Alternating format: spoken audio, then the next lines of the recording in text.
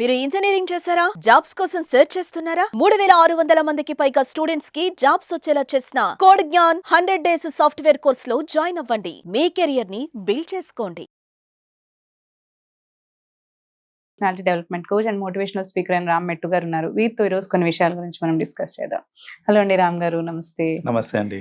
So like simple చిన్న question అడుగుతాను. నార్మల్గా హస్బెండ్స్ ఫీల్ అవుతూ ఉంటారు అనమాట. లైక్ ఇంటికి వెళ్ళినా గొడవ పెడుతూ ఉంటారు, లేదంటే నేను ఏం చేసినా వాళ్ళు అన్హ్యాపీ ఉంటారు వైఫ్స్ విషయంలో. సో అంటే నేను మామూలుగా ఎఫెక్షన్ చూపిస్తున్నాను అంటారు, లేదంటే తనకు అర్థం అవ్వట్లేదా అని అంటారు, లేకపోతే నేను అన్ని తెస్తున్నాను అయినా తను నాతో గొడవ పడుతుంది అని అంటూ ఉంటారు. అసలు ఏం కావాలి అంటే వైఫ్స్కి ఏం కావాలని అడుగుతూ ఉంటారు. నిజంగా మీరు చెప్పండి, అసలు వైఫ్స్కి హస్బెండ్ దగ్గర నుంచి మెయిన్గా ఏం కోరుకుంటూ ఉంటారు? యాక్చువల్లీ సర్టన్ థింగ్స్ ఖచ్చితంగా హస్బెండ్ ఒక వైఫ్ కి ఇవ్వాలి, అది మారల్ రెస్పాన్సిబిలిటీ. కానీ కొన్ని కొన్ని విషయాలు విచ్ చాలా మంది మెన్ ఏంటంటే they fail to do so, అవి కనుక మీరు ఇచ్చారు అని అంటే your wife will be extremely happy అండి. Because these are the things mostly women ఏంటంటే వాళ్ళ హస్బెండ్ నుంచి ఎక్స్పెక్ట్ చేస్తూ ఉంటారు. సో అందుట్లో ది వెరీ ఫస్ట్ థింగ్ ఏంటిది అని అంటే అండర్స్టాండింగ్. ఇక్కడ when I say understanding, it is just not about her opinions ఇవే కాదు, అంటే ఏం కావాలి తనకనే కాదు, various things men should understand. Simple example చెప్తాను. చాలా మంది ఏంటంటే మా ఫ్రెండ్స్లో కూడా నేను చూస్తూ ఉంటాను, ఆర్ మన దగ్గరికి వచ్చే కేసెస్లో కూడా వాళ్ళు ఏమంటా ఉంటారంటే, my wife is very unpredictable అండి. తను ఒక్కొక్కసారి ఒకలాగా బిహేవ్ చేస్తూ ఉంటుంది, ఎప్పుడు ఎట్లా బిహేవ్ చేస్తుందో తెలియట్లేదు నాకు, అసలు ఎందుకు అలా చేస్తుందో తెలియట్లేదు నాకు. సో అసలు అంత అన్ప్రెడిక్టబుల్ గా ఉన్నప్పుడు అసలు నేను ఎలా దానికి తగ్గట్టు నేను ఏం చేయాలో నాకే తెలియట్లేదు అని అంటూ ఉంటారు. అయితే ఇక్కడ ఏంటంటే అర్థం చేసుకోవాల్సింది, ఆ అన్ప్రెడిక్టబిలిటీ అనేది దేని వల్ల వస్తుంది అనే ఒక ఫస్ట్లీ రూట్ కాజ్ అర్థం చేసుకోవాలి. బికాస్ మెనీ రీజన్స్ ఉంటాయి అన్ప్రెడిక్టబుల్ బిహేవియర్ కి. అది it can be out of frustration అవ్వచ్చు, it can be about pain అవ్వచ్చు, ఏదైనా అవ్వచ్చు. ఎందుకంటే see generally when women go through their periods, it's obvious that they are little cranky.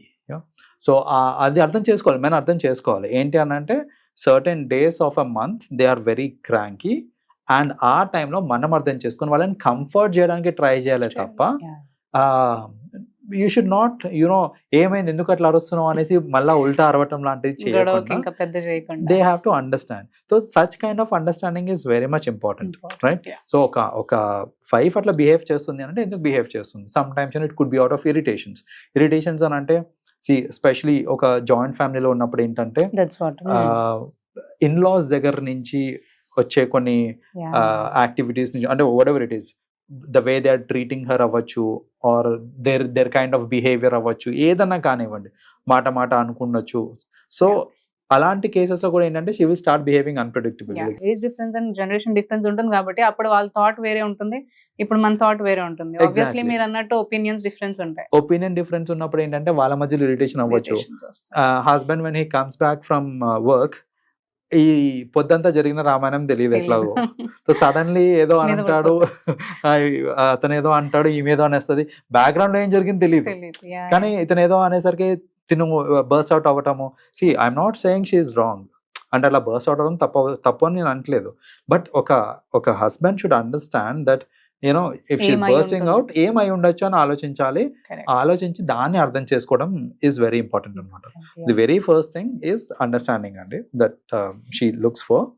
The second thing that she looks for is security. Like in any husband security అనేది చాలా ఇంపార్టెంట్. అయితే ఈ security అనేది ఏంటంటే it can be financial security అవ్వచ్చు, so whatever security. జనరల్గా ఏంటంటే ఒక్కొక్కసారి స్పెషలీ వెన్ ఐ సీ, ఒకవేళ హస్బెండ్ కనుక బిజినెస్ మ్యాన్ అనుకోండి, బిజినెస్ లో ఫ్లక్చువేషన్స్ అవుతూ ఉంటాయి. కరెక్ట్. అంతా బాగానే ఉన్నప్పుడు బాగానే ఉంటుంది, కానీ ఒక్కసారి బిజినెస్ డౌన్ అయ్యి లాసెస్ లో ఉన్నప్పుడు ఒక కైండ్ ఆఫ్ ఇన్సెక్యూరిటీ ఫీలింగ్ అనేది వచ్చేస్తుంది వైఫ్ కి. అది సహజం. నీకు నా మీద నమ్మకం లేదా, నువ్వు నన్ను ట్రస్ట్ చేయట్లేదా అనేసి హస్బెండ్ అక్కడ గొడవ పడకూడదు. So he should understand that she's feeling for her own family అనేసి. It is just not for herself. వాళ్ళ పిల్లలు అవ్వచ్చు, అతను అవ్వచ్చు, అందరి గురించి ఆలోచించి ఏమైపోతుంది అనే భయం అనేది ఇది కామన్ గా వస్తుంది. ఆ భయంలో ఒకటో రెండో మాటలు అనేసే ఛాన్స్ కూడా ఉంటుంది. But husband should understand that it is purely because she's seeking for security. ఆ సెక్యూరిటీ రీజన్స్ వల్ల అనేసి వీ కెన్ థింక్ ఆఫ్ అనమాట. థర్డ్ థింగ్ ఏంటంటే తన ఒపీనియన్స్ని రెస్పెక్ట్ చేయడం కూడా షీ యాక్చువల్లీ లుక్స్ ఫార్ అనమాట.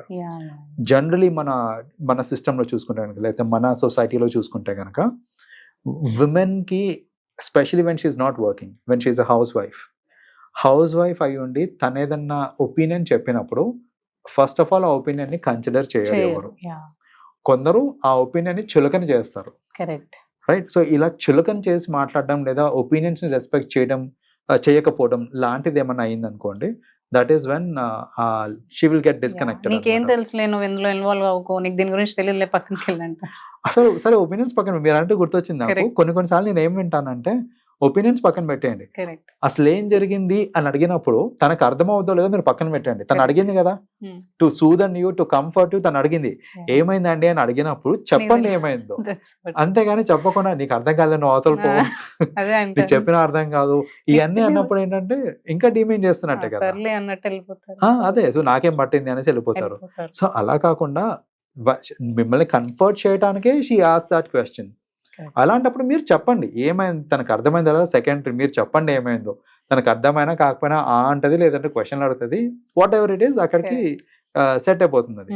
అంతేగాని దాన్ని ఇంటెన్సిఫై చేయొద్దు, ఆ గొడవని ఇంటెన్సిఫై చేయొద్దు అనమాట. So that is another thing ఏంటంటే respecting her opinions and her whatever suggestions she gives.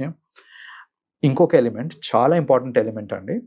ఒక అమ్మాయి ఏం ఎక్స్పెక్ట్ చేస్తుంది అంటే, స్పెషలీ హస్బెండ్ సైడ్ నుంచి, respecting their family members too, right. So నేను మీ ఫ్యామిలీకి వచ్చి మీ పేరెంట్స్ని రెస్పెక్ట్ చేస్తున్నాను, వాళ్ళకి నేను పని చేస్తున్నాను, వాళ్ళతోటి నేను కలిసి ఉంటున్నాను, బాగానే ఉంది. అట్ ది సేమ్ టైం ఒక అమ్మాయి ఏం ఎక్స్పెక్ట్ చేస్తుంది అంటే, సిమిలర్ కైండ్ ఆఫ్ థింగ్ మా పేరెంట్స్ తోటి ఇతను కూడా ఉండాలి అని తను ఎక్స్పెక్ట్ చేస్తుంది అనమాట. సో జనరల్గా మనం చూస్తూ ఉంటామని ఏంటంటే, అమ్మాయి వాళ్ళ తరఫు పేరెంట్స్ అంటే చులకన చేసి చూస్తూ ఉంటారు. అది వాళ్ళ ఫ్యామిలీ నుంచి కానివ్వండి, హస్బెండ్ నుంచి కానివ్వండి, అంత రెస్పెక్ట్ ఇవ్వకపోవచ్చు. But it's their responsibility. రెండోది నేను చూస్తుంటాను, ఇది ఎక్కడ వస్తుంటుందంటే ఇలాంటి డిస్క్రిమినేషన్, పెళ్లి కాకముందు ఆ అమ్మాయి ఎర్న్ చేస్తుంది, వాళ్ళ ఇంట్లోకి డబ్బులు ఇచ్చింది, వాట్ ఎవర్ ఇట్ ఈస్, అంత బాగానే ఉంది. పెళ్ళైన తర్వాత వాళ్ళ ఇంట్లోకి ఏదో అవసరం వచ్చి డబ్బులు ఇచ్చిందంటే దాని ఒక పెద్ద రచ్చ చేస్తారు. Even if it is small amount, as small as 5-10,000 అన్నా కానివ్వండి, నేను వెళ్ళి డబ్బులు ఇస్తున్నాను మా పేరెంట్స్కి ఏదో అవసరం ఉంది, లేదా నా సంతోషానికి కొద్ది పండగ వచ్చింది ఏమైనా కొనుక్కోండి అమ్మా, బట్టలు కొనుక్కోండి అనేసి వాళ్ళకి డబ్బులు ఇచ్చాను, దాన్ని ఫస్ట్ ఆఫ్ ఆల్ రచ్చ చేసే వాళ్ళు చాలా మంది ఉంటారు. కొందరు ఏంటంటే ఇచ్చావు సరే చెప్పకుండా ఎందుకు ఇచ్చావు అనేసి. సో అంటే ఇలాంటప్పుడు ఏమవుతుంది అని అంటే ఆ డిస్పారిటీ. అండ్ ఇంకోటి ఏంటంటే, వాళ్ళ పేరెంట్స్ కాదా, మీకైతే మీ పేరెంట్స్ మరి వాళ్ళకి కూడా పేరెంట్సే కదా. సో అది కూడా ఆలోచించాలి. సో అది ఆలోచించకపోవడము.